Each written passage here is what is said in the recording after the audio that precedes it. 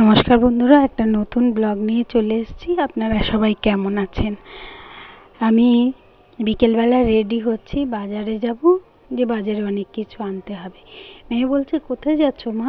আমি বললাম বাজারে যাচ্ছি। আবার কোথায় যাব? বলছে বাজারে কেন? আমি বললাম অনেক কিছু নেই, কি রান্না হবে? বলে আমি একটা প্ল্যান দেবো। আমি বলি বল। বলে আমার খুব খেতে ইচ্ছা করছে, তুমি যদি করো তাহলে তোমারও এখন বাজারে যেতে হয় না, আর আমারও ইচ্ছেটা পূরণ হয়ে যায়। আমি বললাম বল কি? না মা, একটু পাকোড়া টাকোড়া বানাবে? আমি হ্যাঁ, বানাতেই পারি। পেঁয়াজি বানাও না। বলে আচ্ছা তাই। বলে এই যে পেঁয়াজি শুরু করে দিলাম।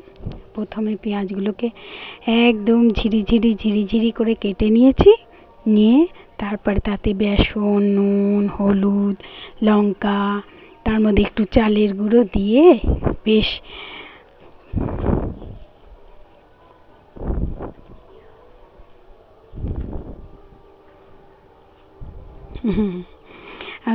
মেয়ে বলছে কার জন্য করছো? আমি বললাম আপনার জন্য করছি।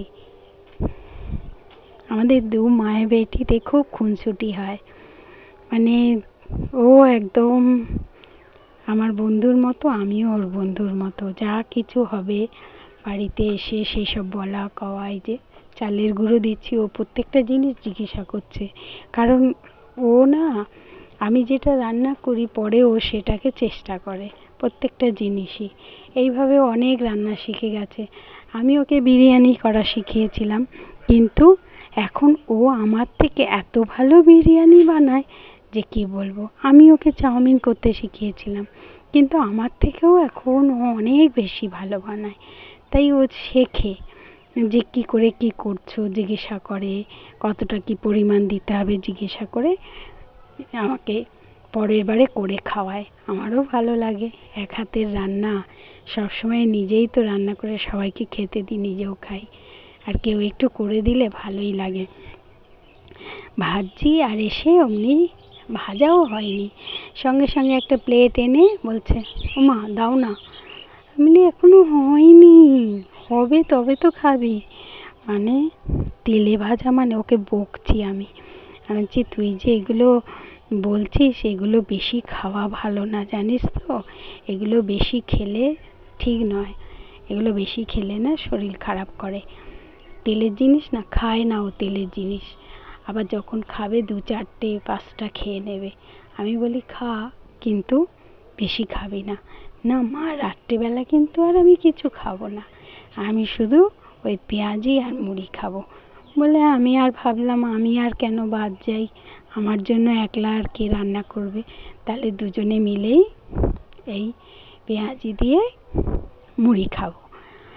ওর ইচ্ছাটাকেই আমার ইচ্ছে তৈরি করে নিলে না ওর খুব আনন্দ হয়, কারণ ওর সঙ্গে যখন আমি খেতে বসি তখন ওর খুব ভালো লাগে। যদি ও একলা খায় ওর মনটা খুব খারাপ হয়ে যায়। তুমি এখন খাবে না? আমি হয়তো আমার কাজ হয়নি, আমি পরে খাবো, কিন্তু ও তখন মনটা খারাপ হয়ে যাবে। কেন? কাজটা পরে করলে হবে না? খাও না, এখন খেয়ে নি। সবসময় তো আমি সকালবেলা ডিউটিতে যাই, খেয়ে চলে যাই। তুমি, আমি বললাম আয় না দুজনে খাই। বল না মা, এখন আমি ক্যামেরার সামনে আসবো না, আমি পরে আসবো, তুমি একা খাও। আর বলে আমি তো খেতে বসে গেলাম। খুবই ভালো লাগছিল, আর ওর আনন্দটাই আমার বেশি ভালো লাগে। যখন এরকম তেলে ভাজা মুড়িও পায় না, বিশেষ করে চপ, মানে আনন্দে আত্মহারা হয়ে যায়। আজকের ব্লগ এই পর্যন্ত, টাটা।